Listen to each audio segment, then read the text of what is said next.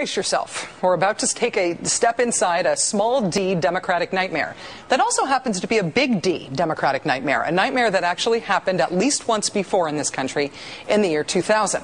Yes, I'm talking about the Florida election disaster that brought us the presidency of George W. Bush. This year, could it happen all over the country? Even if the polls don't shift much over the next 2 weeks, could Barack Obama end up losing the election by virtue of Republican efforts to prevent people from voting or from having their votes counted? In 2000, the most obvious problems and villains were in Florida. This year, we may be seeing the effect of the worst practices of voter suppression, especially the purging of voters from voter rolls, being nationalized, systematically spread into many, many other states. Think back to that Bush v. Gore nightmare, and back to Katherine Harris, Florida's then Secretary of State. She's best known for stopping the recount. Less well remembered, however, is her removing 57,000 Florida voters from the rolls because their names, she thought, were similar to those of people convicted of crimes. So what did America learn from Florida 2000? About partisan officials running the election business instead of nice bipartisan county election boards? Well, not much. Or way too much, depending on how you look at it. The Katherine Harris effect has caught on across the country thanks to the law intended to reform the system after the Florida fiasco, the Help America Vote Act. Partisan secretaries of state, not county election boards, thanks to HAVA, are now in charge of maintaining lists of voters. So that means would-be Katherine Harrises around the country get their chance to put their personal spins on how our elections are conducted and who gets to vote. In some states, that means wholesale voter purges. Leading the nation is the state of Colorado, with purge numbers that some experts estimate have been as high as 19% of all voters. A new article in Rolling Stone says that the woman most responsible for starting Colorado's purge binge is Colorado's former Republican Secretary of State, Donetta Davidson. For all that hard work kicking people off the voter rolls in her state, she got a promotion, a big one. President Bush appointed her to a federal board formed to help fix Florida-style election shenanigans. She's now in charge of showing secretaries of state across the country just how to maintain their lists of registered voters. Fox, meet Henhouse. These troubling stories are detailed in that Rolling Stone magazine article I just referenced. It's in this week's issue. It is called Block the Vote, and it is mandatory reading for all Rachel Maddow Show viewers. Here to try to talk me down, the co-author of that article, Robert Kennedy Jr. Bobby, thanks so much for being here. Thanks for having me, Rachel. In the interest of perhaps maybe talking me down about this, do you think that this election could be stolen and at this point, can it be stopped? Well, as you pointed out, in Colorado, which is a swing state, a crucial swing state that could be won or lost by a couple of thousand votes, 20,000 voters, 19.4% of the vote, not 20,000, but almost 20% of the vote was purged by the former Secretary of State. The New York Times disclosed last week that since then, an additional 37,000 have been purged, and 6,400 new voters have been purged. So certainly those numbers are very significant. Those kind of numbers could affect an election. And what we see is that the purges disproportionately impact Democratic voters. The new voters are almost 3-to-1 Democratic in Colorado.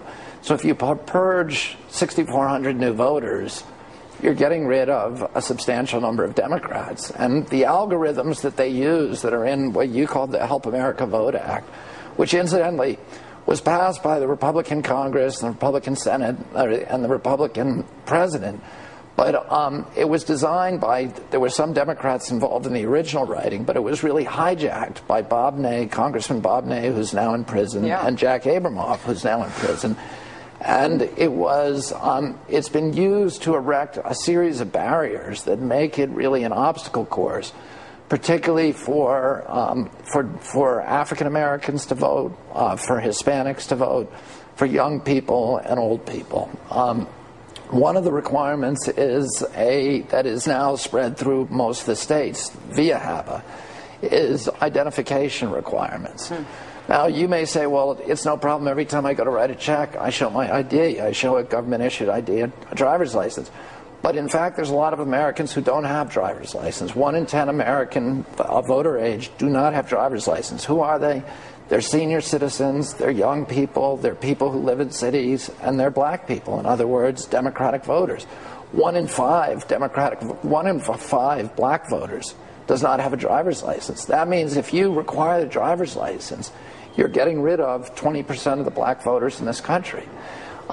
There's other things that are now used also to purge mainly African American voters. In the last election in 2004, according to the United States Election Commission, there were 1 million black voters whose votes were not counted. 2.7 million Americans altogether, mainly Democrats. But a lot of these methods target African American voters.